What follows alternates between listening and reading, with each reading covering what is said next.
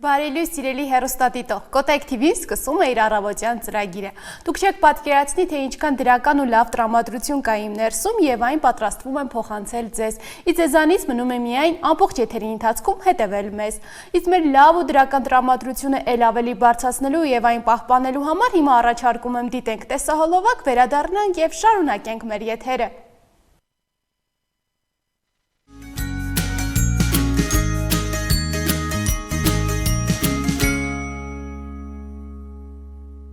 Մենք վերադարձանք սիրելի հեռուստադիտողներ, ասեմ, որ մեր օրերում նստակյաց ապրելակերպը, սխալ կեցվածքը, ֆիզիկական ակտիվության պակասը եւ մշտական ստրեսը մեծապես ազդում է մեր ողնաշարի առողջության վրա։ Այդ իսկ պատճառով շատ կարեւոր է տեղեկացված լինելը, լսել մասնագիտական խորհուրդներ։ Եվ մենք հենց այսօր անդրադառնալու ենք այս կարեւոր թեմային եւ մեր բոլոր հարցերի պատասխանները փորձելու ենք իմանալ ողնաշարաբան Տիգրան Գրիգորյանից։ Բարև ձեզ։ Բարև ձեզ։ Ինչպե՞ս եք։ Հիասքանչ։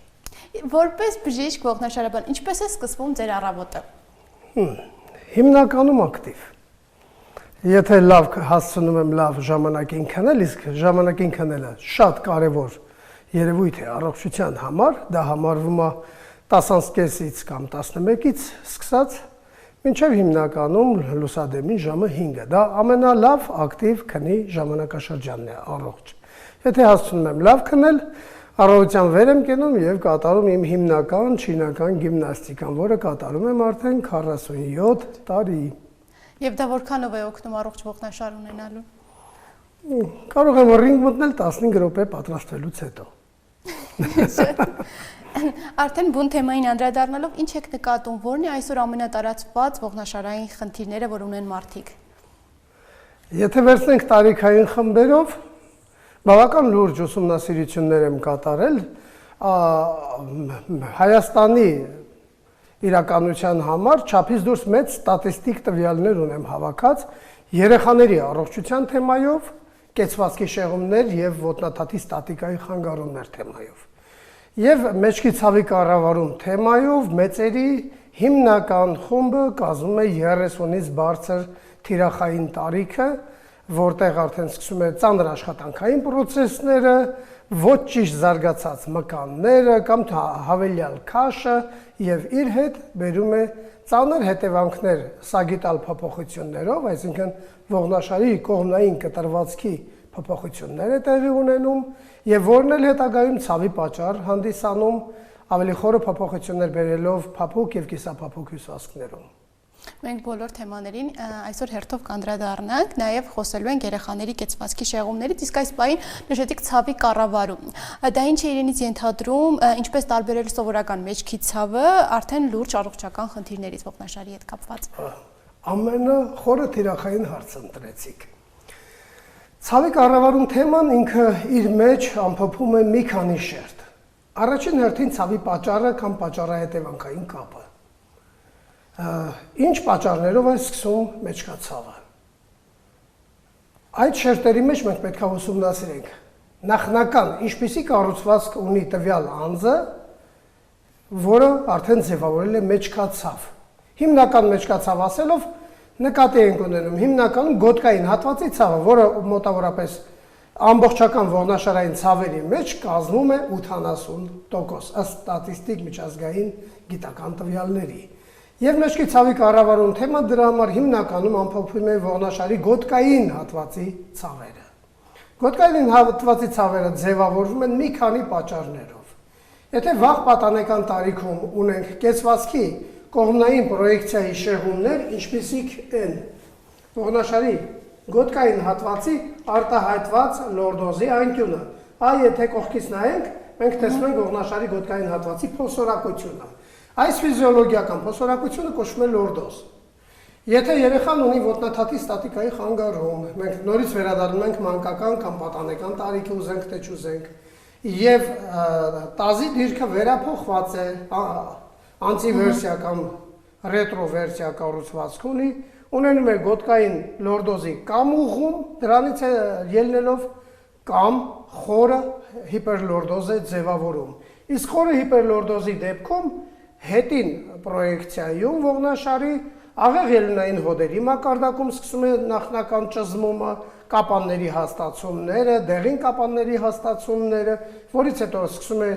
միջողային աճառի դիսկ կոչվածի հետին պատի փլուզումը, ձևավորելով հիմնականում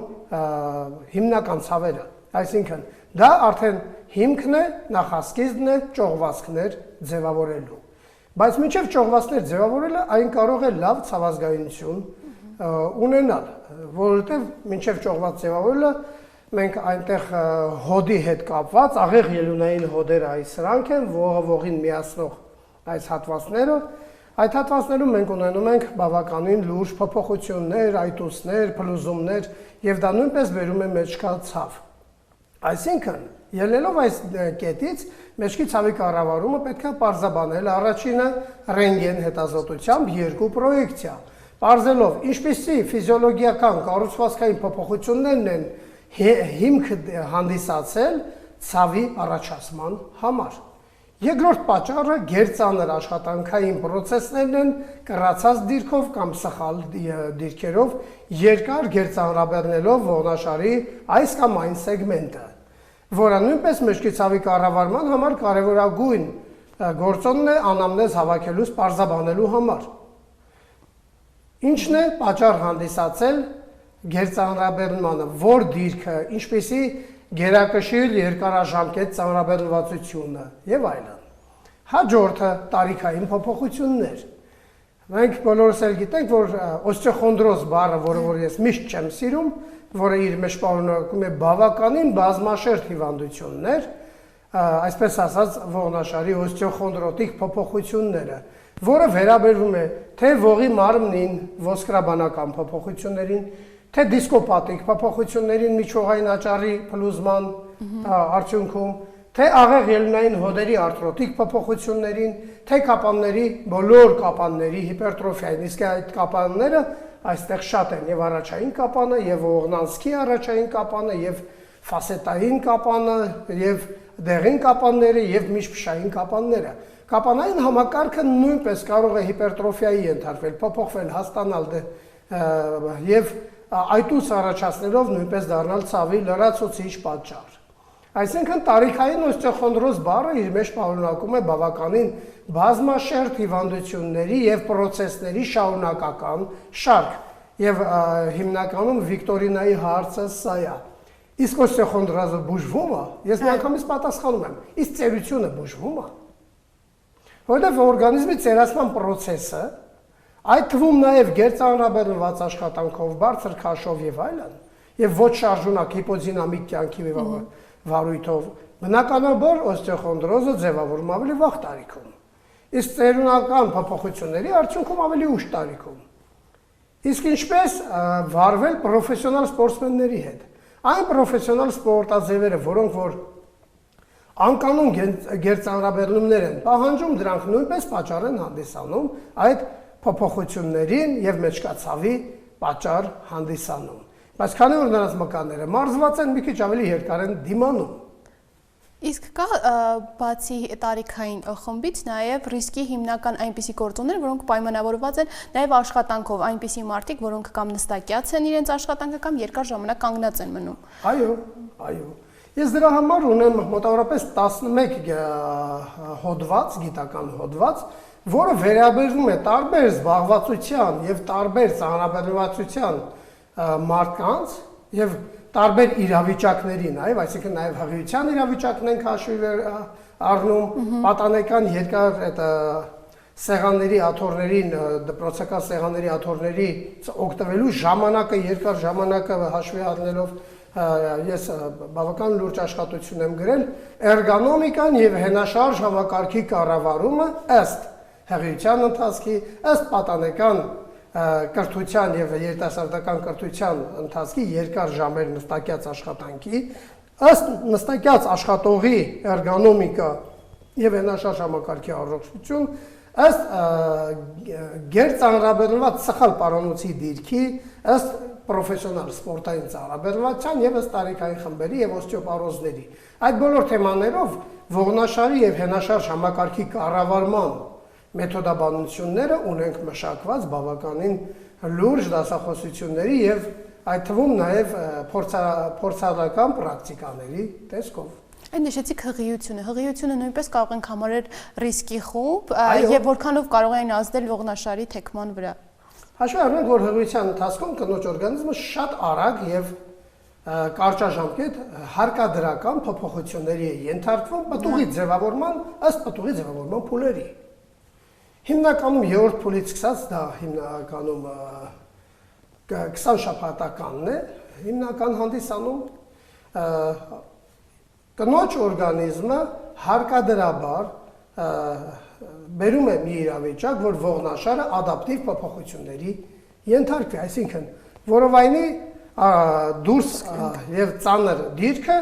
հարկադրաբար ստիպում է ողնաշարին ընդունել գոտկային հիպերլորդոզի կառուցվածք, կրծքի ծանրությունը ձևավորում է հիպերկիֆոզ, այսպես ասած ժամանակավոր կուզիկություն, վերաձևափոխվում է ծնոտի եւ ծոծորակի դիրքը, գերլարվում են ծոծորակային մկանները, հաճախանում են պարանոցի եւ ցավերը եւ գլխացավերը, դա բոլորը իրար հետ փոխկապակցված է։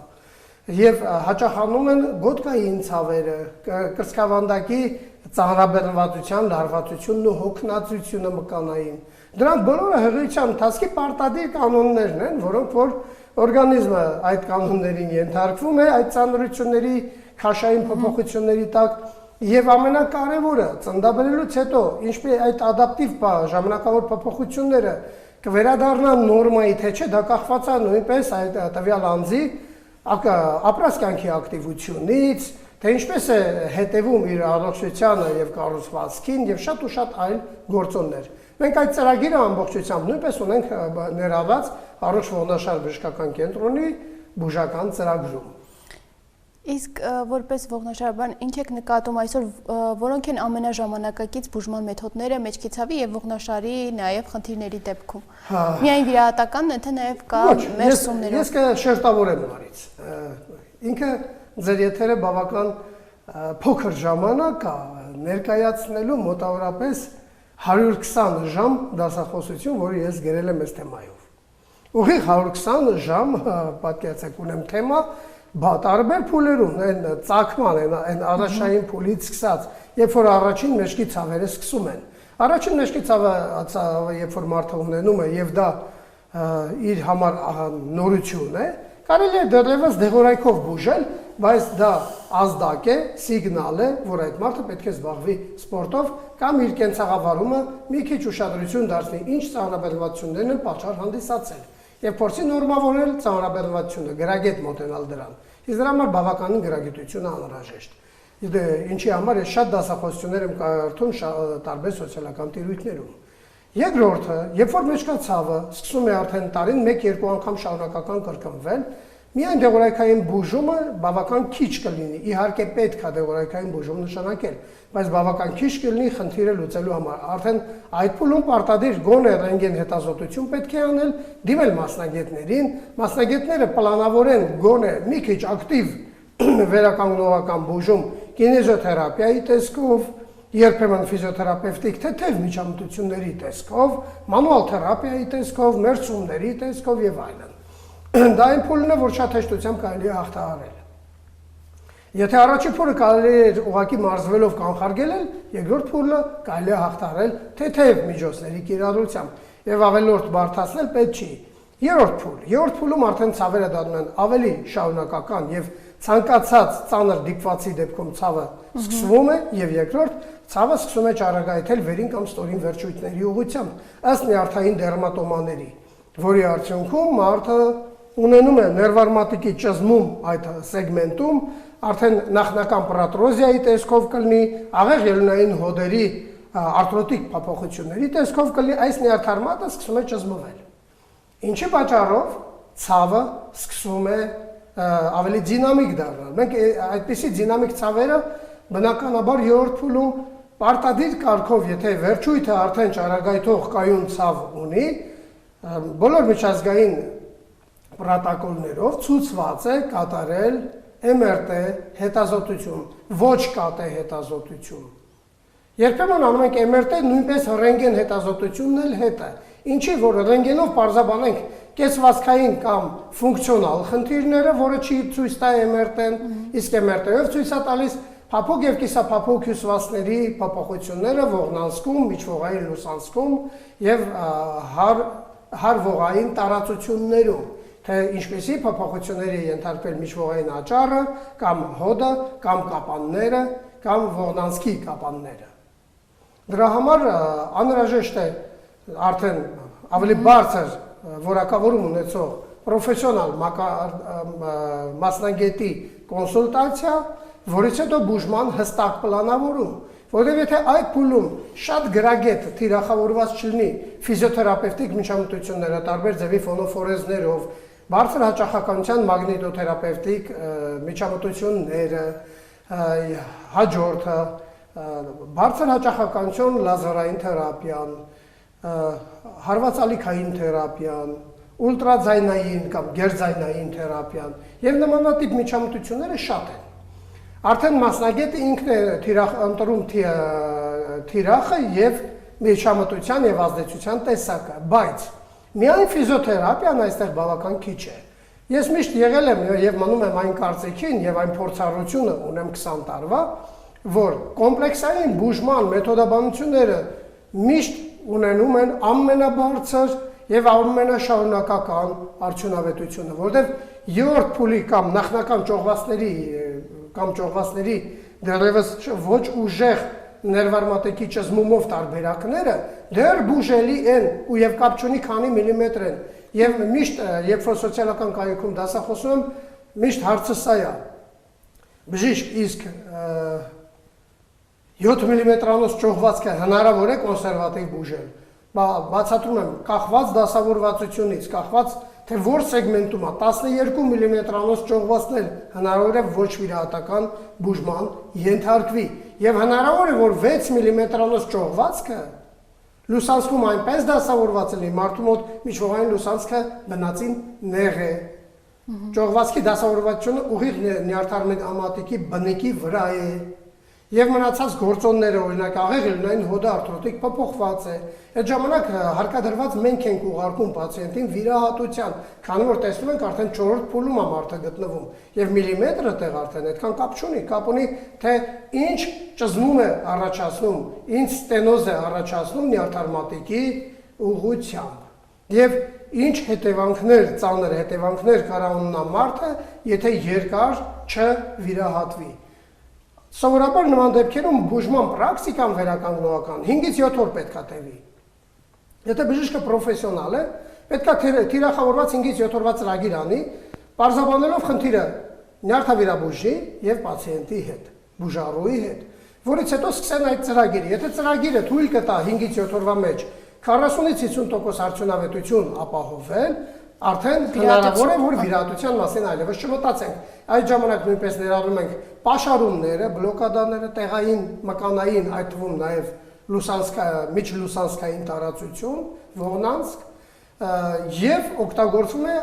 ֆիզիոթերապիայի, կինեզիոթերապիայի, բուժական մերսման, ինչը որ շատերը հերքում են, լայնածավալ գրագետ միջամտությունների շարքը Երբեմն 15-ից 20 օրվա մեջ կարողանում ենք մարդուն շատ լավ որակով ոտքի հանել եւ բացառել վիրահատությունը այդ փուլում, իսկ հետագայում եթե պացիենտը հետայցերով ամիսը մեկ անգամյա այցով շարունակի իր ծրագիրը,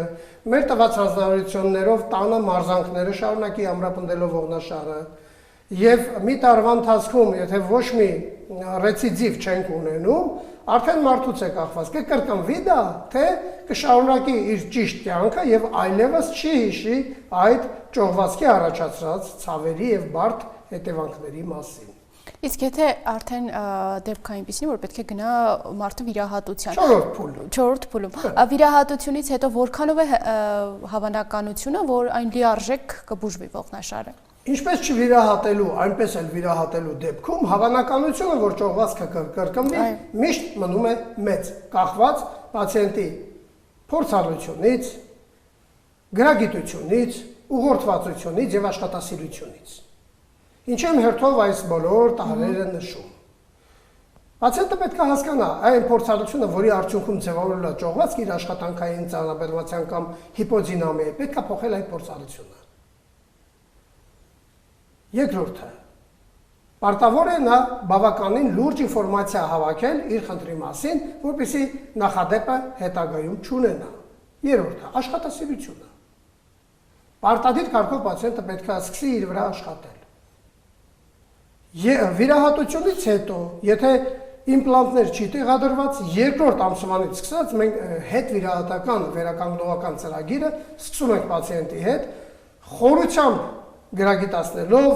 ուղղորդելով, թե ինչ անել, ինչպես անել եւ ինչ չանել ամենակարևորը։ Դրանից հետո արդեն իրանից է կախված, ամեն բան կախված է բուժալուից։ Վիրահատությունը ինքը չի լուծում խնդիրը ընդմիշտ։ Երեք իմ եթերում մի երիտասարդ գրել էր, որ իսկ բուժումը եթե դուք իրականացնեք, ու այդ բառն էլ կիրառել էր, այդ բուժումը վերջնական է, մի հատ էլ ավելացրել է, հավիտյան է, պատասխանը տվեցի, եթե դու հավիտյան ես ապրելու եւ հավիտյան պահելու ես կանոնները, ուրեմն հավիտյան է։ Իսկ եթե ոչ, ուրեմն քո պես անցողիկ ալնելու քո բուժումն է։ Այսինքն պետք է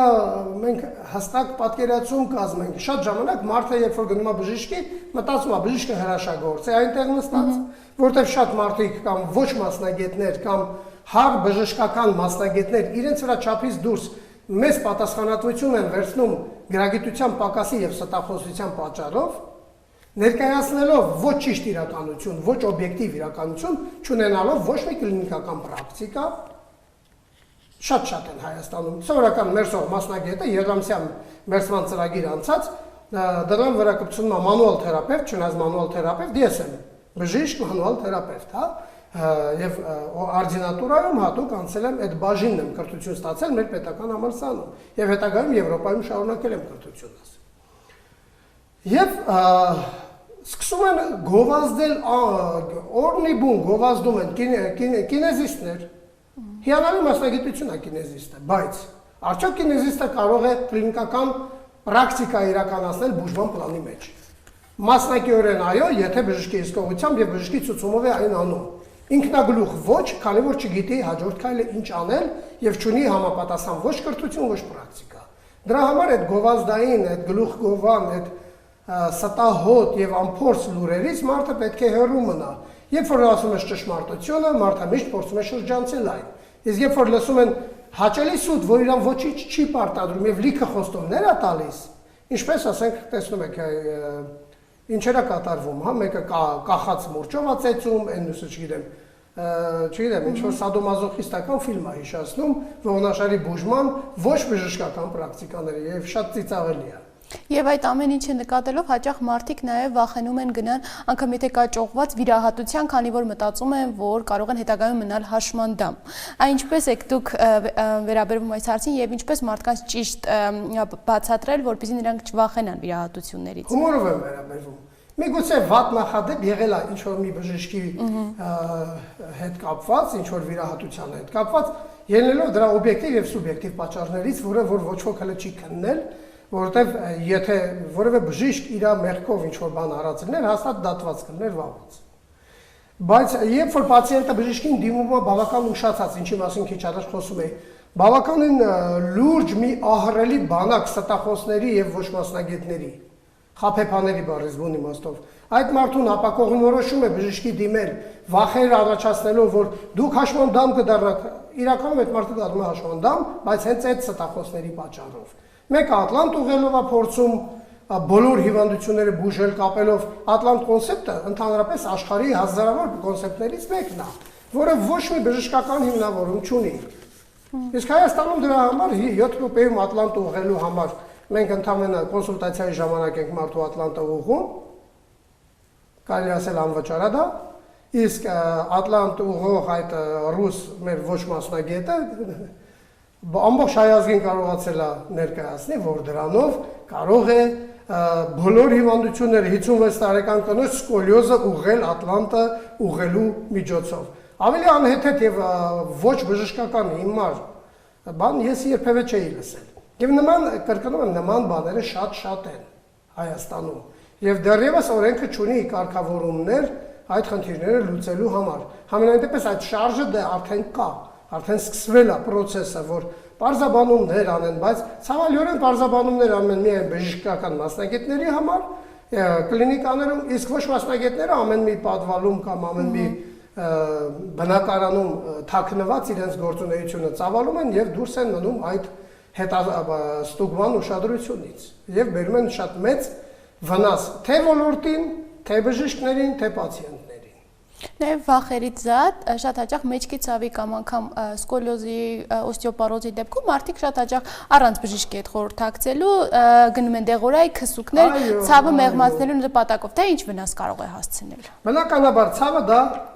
ազդակ է, սիգնալ է, որ մենք ունենք խնդիր։ Եթե մենք ազդակը անտեսում ենք եւ սկսում ենք ինչ որ բաներով փորձել բթացնել ցավը, այդ ցավը միաժամանակ հետո գուցե թե կանցնի, բայց ցավը ծնող պատճառներն ավելի խորանալու են եւ ավելի խորը հետևանքներ են ունենալու։ Որքան վաղ փուլում հնարավոր է կանխարգելել այդ ցավը, գտնելով բուն պատճառները, այլ ոչ թե ծեփել, այսպես ասած, այդ ցավը, բթացնել, անզգայացնել, այլ ուղղակի կարգավորել ցավը ծնող պատճառները։ Բնականաբար լուծումը հենց այդտեղ էլ թաքնված է։ Ինչ վերաբերում է երեխաներին անցնենք։ Երեխաներին անցնենք, նաև շատ հաճախ ասում են երեխաներին, մեծահասակներին լողը նույնպես օգնում է ճիշտ ողնաշար ձևավորում։ Կա այդպիսի։ Լավ ողնաշար եւ ճիշտ մկաններ ունեցող մարդկանց համար լողը միգուցե հիանալի միջոց է այդ մկանները լավ մարզավիճակում պահելու համար։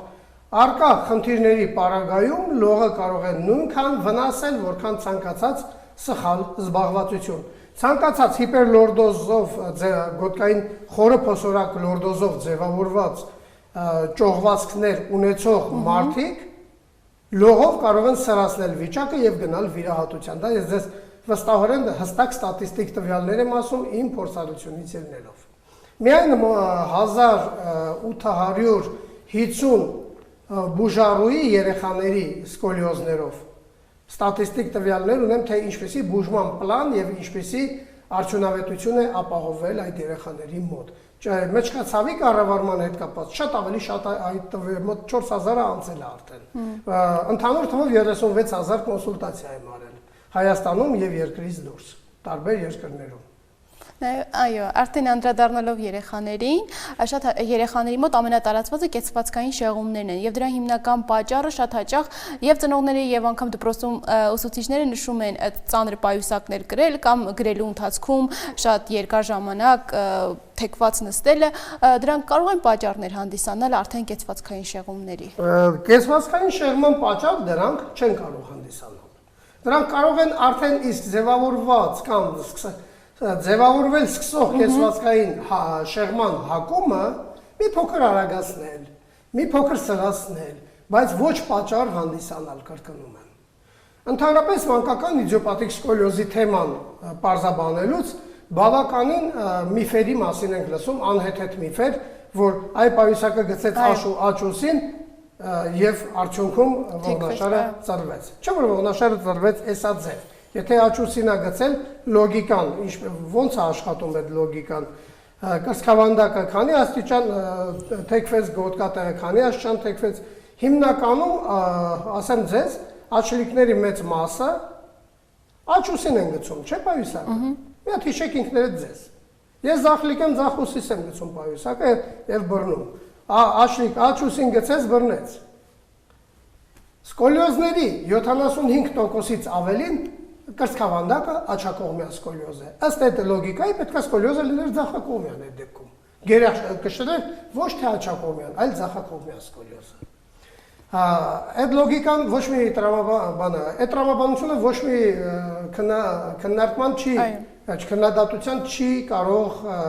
դիմանալ։ Մանկական իդիոպաթիկ սկոլիոզ ինչի համար ենք համարում, որովհետև իդիոպաթիկ բառը արդեն նշում է դրա պատճառը։ Պատճառը անհայտ է։ Մանկական իդիոպաթիկ սկոլիոզը ըստ ծագումնաբանության հիմնականում ունենում է գենետիկ, ժառանգական նախատրամադրվածություն։ Մանավանդ աղջիկների մոտ սկոլիոզները, եթե 10 սկոլիոզով երեխա վերցնենք, տարբեր տարիքային Դրանցից 7-ը աղջիկ են, 3-ը տղա։ Ինչու է աղջիկների մոտ դա ավելի շատ հանդիպում։ Դա նույնպես պարզաբանված չէ։ Գիտությունը չի կարողանում պարզաբանել, որ գենի խախտման արդյունքում է ոսկրագոյացման process-ում ձևավորվում ոսկրային ասիմետրիան, որը դառնում է հիմնականում սկոլիոզի պատճառ կամ բուն պատճառներից մեկը։ Մինչև հիմա այդ ուրեմն մոտավորապես 40 գիտահետազոտական ինստիտուտ կա աշխարհում, որից 28 ինստիտուտների առաջատար պրոֆեսորները ինձ դասավանդել են։ Ես SIAS ծրագիրն եմ ներկայացնում Հայաստանում, Իզիկո գիտահետազոտական ինստիտուտի, բայց նաև ուսումնասիրել եմ Կատարինա Շրոտի դպրոցը, Rigo Concept դպրոցը, ֆրանսիական Lyon դպրոցը եւ այդ բոլոր դպրոցներն իրար հետ, դրանք ամենահզորներն են աշխարհում, նույն բանի մասին են խոսում։ Անհայտ է պատճառը, այլ բան է կառավարման հնարավորությունը։ Մի քանի ստատիստիկ տվյալ կասեմ միջազգային ստատիստիկ հետազոտությունների արդյունքներից, թե ինչպես է ձևավորվում, ինչպես է սկոլիոզը զարգանում, այդ զարգացման մասին մեծ սիրով խոսել։ 7-ից 10 տարեկան երեխաները, որոնց մոտ արդեն մինչև 20 աստիճանի, 15-ից 20 աստիճանի սկոլիոզ են բացահայտում, դրանք բոլորը արագ աճող, ագրեսիվ աճող զարգացող սկոլիոզներ են։ Մինչև 12 տարեկան այդ երեխաների սկոլիոզը հասնում է 35 աստիճան եւ բարձր։ 14 տարեկանում արդեն 50 աստիճանի շեմը անցնում է եւ բացարձակ անկառավարելի է դառնում կոնսերվատիվ բուժման համար։ Իսկ նշենք 7 տարեկանից հետո է ավելի շատ ռիսկը, որ կարող է սկոլիոզ եւ կեցվածքը որ տարիքից։ Հիմնական ռիսկի խմբերը 7-ից 10 տարեկանն է։ Եթե վաղ տարիքում ծնողները ուշադիր լինեն, այդ ոսկրագոյացման ակտիվ աճի առաջին փուլն է համարվում 7-ից 10 տարեկանը։ Եթե ծնողները ուշադիր լինեն, կա սովորական տնային տեստավորում։ Եթե անեն եւ ուշադրություն դարձնեն իրենց երեխային, անմիջապես այդ դեպքում, եթե պարզաբանվել է սկոլիոզը, առաջին քայլ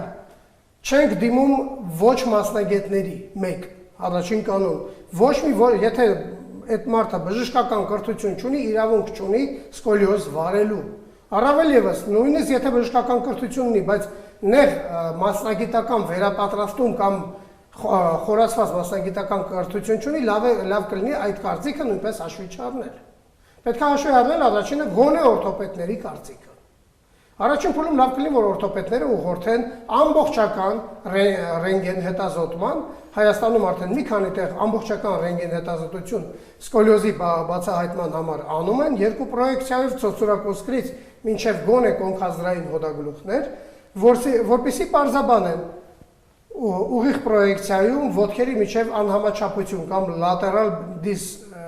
դեկոմպենսացիա կա թե չկա։ Երկրորդը պարզաբանում են սկոլիոզի տեսակը, S-աձև, C-աձև, խառը տիպի եւ այլն։ Հաջորդը աստիճանի պարզաբանում։ Հաջորդը սկոլիոզը բերել է իր հետ կողմնային կտրվածքի շեղումներ, կուզիկություն եւ լորդոզի անկյան հիպո կամ հիպեր փոփոխություն։ Հաջորդը այդ պարզաբանումից հետո ցանկացած օրթոպեդ ոսկրաբան պարտավոր է երեխային ուղղորդել արդեն, եթե աստիճանը համապատասխանում է 15-ից 20-ին, մինչև 10 տարեկանը, արդեն պետք է ուղղորդել պետական հովանավորչությամբ կորսետավորման։ Ամենամեծ միֆը, ամենասուտ վատագույն միֆը, ինչ որ ոչ մասնագետները կամ ոչ գրագետ բժիշկները, ոլորտին ոչ գրագետ բժիշկները տարածում են, դա այն է, որ չի կարելի կորսետավորել։ Կրկնում եմ։ Երեխային որքան վաղ տարիքից գրագետ այդ հատուկ կորսետներ հագցնեն, այնքան կկա հնարավորությունը մեծ կլինի կանխարգելելու, որը հետագայում այլևս հնարավոր չի լինի շտկելու նույնիսկ կորսետով։ Եվ անգամ վիրահատությունը ամբողջությամբ խնդիրը հետագայում 18 տարեկանից բարձր տարիքում չի կարողանում լուծել, եթե այն սրընթաց աճող սկոլիոզի մասին է խոսքը վերաբերվում։ Մի քիչ ավելի քիչ դանդաղ զարգացող սկոլիոզի տեսակները գոնե ինչ-որ կերպ կառավարելի են մինչև 30 աստիճանը։ Իսկ երեխաների մոտ որ տարիքից եթե կա արդեն խնդիրը վիրահատություն արժե անել։ Վիրահատությունը ծայրահեղ դեպքերում, օրինակ Եվրոպայում վիրահատում էին վաղ տարիքում անգամ հարկադրված վիրահատություն էր դա, երբ որ երեխայի մոտ ահավոր մեծ սկոլիոզի աստիճաններ ձևավորվել տարբեր պատճառներով։ Եվ այդ վիրահատությունը ստիպված է նույնպես կրկնել հասունացումից հետո։ Իսկ ընդհանրապես 19 տարին լրանալուց հետո են կատարում սկոլիոզի վիրահատությունը։ Իհարկե ցանկալի է, որ ժամանակին պարզաբանվի եւ կանխարգելվի եւ բուժման պլանավորում արվի, որպեսզի չհասնենք վիրահատությանը, որովհետեւ դա բավականին ծանր եւ ահավոր վիրահատություն է։ Իսկ ինչ վերաբերվում է բուժման պլանավորմանը, առաջին փուլում օրթոպեդները իրենց աշխատանքը անելուց հետո պետք է համեստորեն իրենց տեղը զիջեն գրագետ նեղ մասնագիտացված վերականգնողական ոլորտի մասնագետներին, որոնք որ ունեն կրթություն կառավարելու սկոլիոզի բուժումը եւ պլանավորելու երկարաժամկետ, քանի դեռ երեխան աճում է։ Հիմնական ակտիվ աճը, հետո հաջորդ փուլը 10-ից 12 տարեկանն է, որը նույնպես թռիչքային աճ է համարվում։ 12-ից 14 տարեկանը համեմատաբար մի քիչ ավելի пассив աճ է համարվում, չնայած կան երեխաներ, որ այդ տարիքում են կտրուկ աճում։ Եվ բնականաբար այդ բոլոր տարիքներում նույն երեխային, նույն բժիշկը պարտավոր է պահել երկարաժամկետ հսկողության տակ։ Երբ որ ինչ-որ մեկի մոտ գնում են եւ որևէ մասնագետ չի եւ խոստանում է մերսումով կամ սովորական կինեզիոթերապիայով, առանց որևէ այլ միջամտության, սկոլիոզը կբուժի 1 կուրսով կամ, չգիտեմ, նույնիսկ 2 կուրսով, նույնիսկ 1 տարում, նույնիսկ 2 տարում, դա արդեն իսկ սխալ ուղղվածություն է։ Սկոլիոզը պետք է կառավարելի լինի առաջին հերթին 24 ժամ շարունակ։ Ինչպես կառավարել սկոլիոզի աճման ընթացքը, առավել ևս սրընթաց ընթացքը, եթե այն չենք սաստել սեղմիրանով, կորսետով, հա։ Շատ ժամանակ սկոլիոզի համար մենք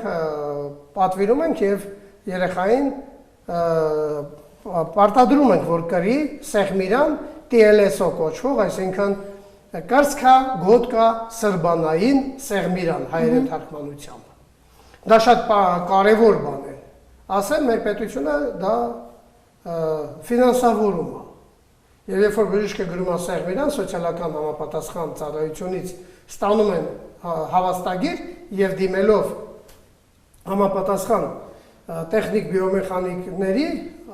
պատրաստվում է իրենց համար հատուկ սեղմիրան, որը իրանք կրում են հիմնականում 23 ժամ շարունակ օրվա ընթացքում եւ դա մեծ արդյունավետություն է ապահովում զուգորդված վերականգնողական երկարաժամկետ վարժություններով եւ բժիշկների հսկողությամբ։ Այդտեղ պետք է վերահսկողությանը մասնակցի օրթոպեդը,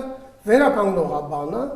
եւ տեխնիկ բիոմեխանիկը, որը որ կորսետը շարունակաբար կարիք անում փոփոխելու, կորեկցիա անելու, ձևափոխելու, արդեն փոխելու հասակը աճելուն հետ եւ այլն։ Իսկ բացի կորսետներից, որը նշեցիք, նաև լինում է, որ կոշիկների մեջ տեղադրում են օրթոպեդիկ սարքեր։ Դա արդեն խոսքը վերաբերվում է հարթաթաթությանը կամ ողնաշարի թեքման դեպքում հաճախ նաև ասում են դա այլ։ Եթե ողնաշարի թեքմանը զուգընթաց երեխան ունի ոտքերի ասիմետրիա կամ հարթաթաթություն, բնականաբար դա նույնպես պետք է անել, բայց ուղղակի վերցնել երեխային սուպինատոր հագցնել, օրթեզ հագցնել, կորսետ հագցնել եւ ոչինչ չանել, դրա վատագույն հետևանքները կլինի այն, որ տվյալ երեխայի մկանային կառուցվածքը կթուլանա, չի զարգանա համաչափ եւ այդ կորսետը հանելուց հետո երեխան շատ ավելի վատ վիճակի մեջ կհայտնվի։ Ահա թե ինչի համար շատ ժամանակ բժիշկ որոշ մասնագետներ, այդ թվում նաեւ ես ասում են, եթե կորսետավորում, ուրեմն պարտադիր հատուկ ֆիզիկական վարժություններ միջազգային պրոտոկոլներով ընդունված, այսինքն դրանք են կրկնեն Իզիկո գիտահետազոտական ինստիտուտի դպրոցը, Սիազ դպրոցը, դա է Կատարինա Շրոտի դպրոցը, դա է Ռիգո կոնսեպտ դպրոցը կամ ֆրանսիական Լայն դպրոցը։ Հիմնական ամերիկյան դպրոցը մի քիչ ավելի թույլ է եւ ավելի քիչ պոպուլյար է աշխարհի պրակտիկայում։ Ես հիմնականում ամենապոպուլյար դպրոցներն եմ ասում, որոնց մեջ այսօր առաջատար է հանդիսանում Սիազ դպրոցը, որը ես ավարտել եմ։ Պատկերացրեք, ուղիղ 1 տարի եւ դրանից հետո շարունակական այցերով հատուկ կրթություն եմ ստացել, որպեսզի սկոլիոզի բուժման պլանավորում իրականացնեմ։ Ես ուզում եմ հասկանալ, երբ որ մարդը այդքան ինֆորմացիա չունի, գիշեր-ցերեկ ռեժիմով աշխատել սովորել ենք եւ օրական 20-30 кейս ենք ուսումնասիրել, տարբեր դեպքեր ենք ուսումնասիրել, մոտավորապես 50-ից ավել պետությունների մասնակից բժիշկների թիմերով եւ առաջատար պրոֆեսորների ուղղորդմամբ։ Այդ ամբողջ ինֆորմացիան եւ պրակտիկան չունենալով ինչպես կարելի է խոստանալ կամ փորձել երեխայի սկոլիոզ ուղղել, խլելով այն ոսկե ժամանակը, իրոք այն ոսկե ժամանակը, որի ընթացքում կարելի է գրագետ ուղղել այդ երեխային։ Ճիշտ մեթոդաբանություններ կիրառելով, ժամանակին կուրսետավորելով, հետայցային շարունակական վերահսկմամբ եւ շարունակական ռենտգեն հետազոտություններով պարզաբանելով դրական ունենք դինամիկա թե բացասական։ Միայն այդպես կարելի է կառավարել սկոլիոզը։ Մնացած բոլոր միջամտությունները հանդիսանում են մեղմ ասած fake, ոչ որակյալ եւ ոչ պրոֆեսիոնալ։ Եվ ամփոփելով թեման, ինչ խորհուրդ կտաք ծնողներին երեխայի ողնաշարի առողջության պահպանման եւ հետագայում արդեն սկոլիոզից եւ այլ խնդիրներից խուսափելու համար, ինչ քայլեր պետք է անեն։ Առաջին քայլը ես կուզենամ, որ ծնողները հասկանան, որ չի կարելի դիմել ոչ մասնագետներին կամ թերի մասնագետներին։ Դա պարտադիր կարգով նեղ մասնագիտական կրթություն ստացած բժշկի աշխատանք է։ Երկրորդը, ուշադիր եղեք ձեր երեխաներին, հարգելի ծնողներ։ Տեսեք, ես ձեզ կնկարագրեմ, թե ինչպես պարզաբանեք ձեր երեխան նույն սկոլիոզ թե ոչ։ Կանգնացնում եք երեխային թիկունքով դեպի ձեզ, ծնկները ուղիղ զգաստ, ոտնաթաթերը մի գծի վրա եւ երկու բռունցքի հեռավորությամբ միմյանցից հեռու։ Ձեռքի ափերը կպցնում են իրար եւ գլուխը կլորացնելով մեջքը աստիճանական կարգով թիկունքով ձեզ կանգնած, մեջքը աստիճանական կարգով կլորացնում են եւ դուք նայում եք թիկունքին։ Եթե թիակների մեջ կա հավասարություն, ուրեմն նշանակում է այդտեղ ուղիղ է։ Եթե թիակների մեջ կա միակողմանի կուզիկություն, մյուս կողմում փոսորակություն, դա արդեն միանգամից խոսում է սկոլիոզի մասին։ Նույնը մի քիչ ավել կրացնելով կտեսնեք ողնաշարի գոտկային հատվածում թիակներին հակառակ, հակադարձ կողմում պետքա գոտկատեղում նույնպես լինի որոշակի կուզիկություն եւ հակառակ կողմում փոսորակություն։ Դա առաջին նշանն է, որ հեշտությամբ կարող եք բացահայտել ձեր երեխան ունի սկոլիոզ, թե չունի սկոլիոզ։ Երկրորդը, հետևեք նույնպես ձեր երեխայի ոտնաթաթի ստատիկայի խանգարմանը։ Կանգնացնում եք երեխայի կողքով դեպի ձեզ, ձեր կողմի ոտքը մեկ քայլ առաջ է դնում երեխան բոբիկ, մեկ քայլ առաջ է դնում ձեր կողմի ոտքը, մեկ լավ քայլ։ Եվ նայում եք հետ ընկած ոտքի թաթի կամարին։ Եթե կամարի անկյունը փոսորակությունը պահպանված է,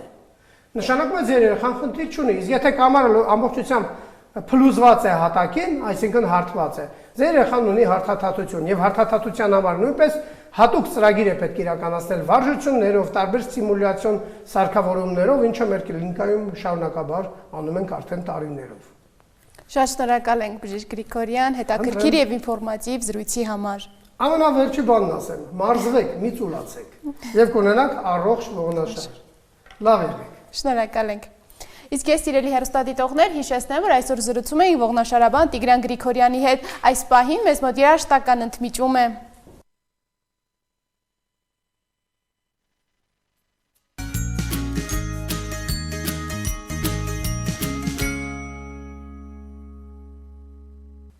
Սիրելի հեռուստադիտողները, մենք վերադարձանք, իսկ հիմա հերթը օգտակար խորհուրդներին է եւ միասին այսօր խոսելու ենք կարագի մասին։ Կարագը որպես կենդանական ճարպ պարունակում է մի շարք սննդարար նյութեր, պարունակում է A, D, E, K վիտամիններ, որոնք կարևոր են տեսողության, ոսկրերի, մաշկի եւ իմունային համակարգի համար։ Կարագը պարունակում է որոշակի օմեգա 3 եւ օմեգա 6 ճարպաթթուներ, որոնք օգտակար են ուղեղի եւ սրտի համար։ Բնական յուղով պատրաստված կարագը բարձր կալորիականությամբ սնունդ է եւ արագ էներգիա է ապահովում, սակայն չափից ավելի կամ հաճախակի օգտագործման դեպքում կարագը կարող է բացասական ազդեցություն ունենալ առողջության վրա։ Կարագը հարուստ է հագեցած ճարպերով, որոնք երկարաժամկետ օգտագործման դեպքում կարող են բարձրացնել սրտանոթային հիվանդությունների ռիսկը։ Շատ բարձր կալորիականություն ունեցող մթերք է եւ չափից դուրս օգտագործման դեպքում նպաստում է նաեւ քաշի ավելացմանը։ Կարագը պարունակում է որոշակի քանակությամբ լակտոզ, ինչը կարող է խնդիրներ առաջացնել լակտոզի անհանդուրժողականություն ունեցող մարդկանց մոտ։ Եթե կա սրտանոթային հիվանդություններ, խոլեստերինի բարձր մակարդակ, շաքարային դիաբետ, քաշի ավելցուկ, լյարդի կամ լեղապարկի խնդիրներ, ապա կարագի օգտագործումը խորհուրդ չի տրվում։